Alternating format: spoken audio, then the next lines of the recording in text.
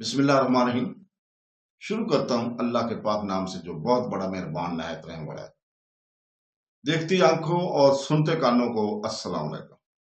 بہنوں، بھائیوں، دوستوں اور بزرگوں، اسلامی اسکالر، صوفی اکرام، ثقافتی ورثے، اسلامی فلسفے، اسلامی توصوف اور تاریخی شخصیات کی معلوماتی ویڈیوز کی آج کی ویڈیو میں ہم سلمان فارسی کی سوانح حیات اور ان کے مزار کی تاریخ کو بیان کر رہے ہیں۔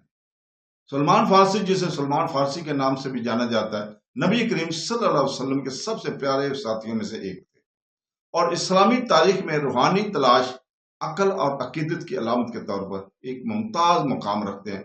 ساسانی سلطنت کے دوران فارس جدید ایران میں پیدا ہوئے۔ وہ اصل میں زرتشتی مذہب کا پیروکار تھے۔ ان کی ابتدائی زندگی زرتشتی پادری کے مطالعہ کے لیے وقف تھی، لیکن وہ روحانی سچائی کے لیے ایک ناقابل تسخیر پیاس سے متاثر تھے۔ ان کے عقیدے کے مصور نے اسے مسیحیت اور آخرکار اسلام کی طرف لے جائے، اور ان کے سفر کا ایک غیر معمولی سلسلے کے بعد وہ آخرکار یثرب، بعد میں مدینہ منورہ کے شہر پہنچے، جہاں ان کی ملاقات پیغمبر اسلام سے ہوئی اور فوری طور پر انہیں آخری رسول کے طور پر پہچان لیا جس کی وہ تلاش کر رہے تھے۔ سلمان فارسی نے صلی اللہ علیہ وسلم کے قریبی ساتھی بن گئے اور انہوں نے مسلم کمیونٹی کی ابتدائی ترقی میں اہم کردار ادا کیا۔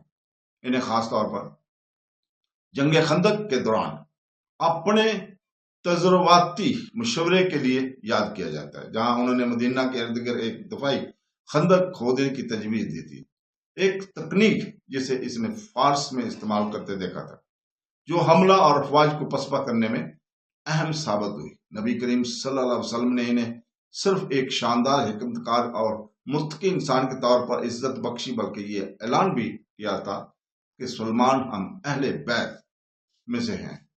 اس بیان نے صحابہ میں ان کی بلند مقام کو مستحکم کیا۔ چند غیر عرب ساتھیوں میں سے ایک کے طور پر سلمان فارسی نے نسلی اور ثقافتی حدود سے بالاتر ہو کر اسلام کے آفاقی پیغام کی علامت بھی ظاہر کیا۔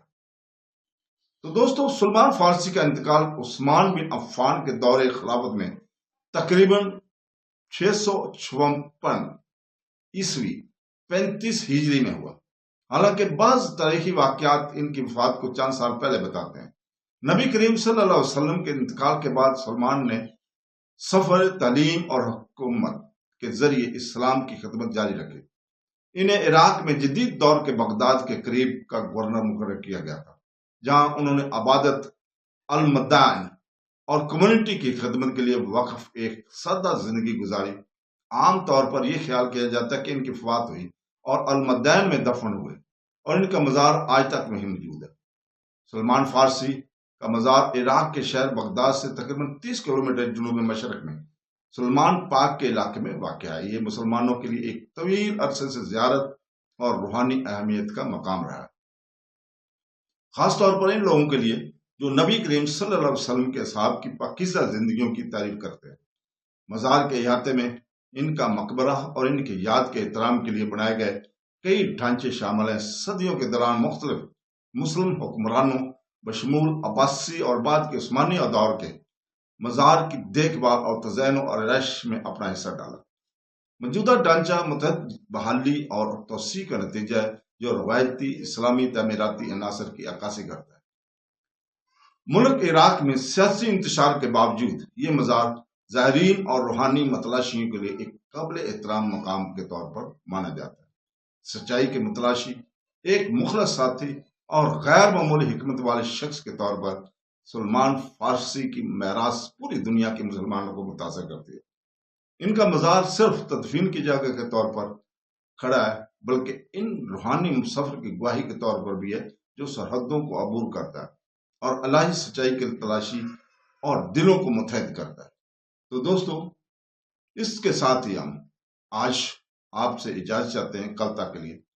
کل آپ کے سامنے ہم حکیم ابو المجد کی سیرت اور ان کے مزار کی تاریخ کو بیان کریں گے۔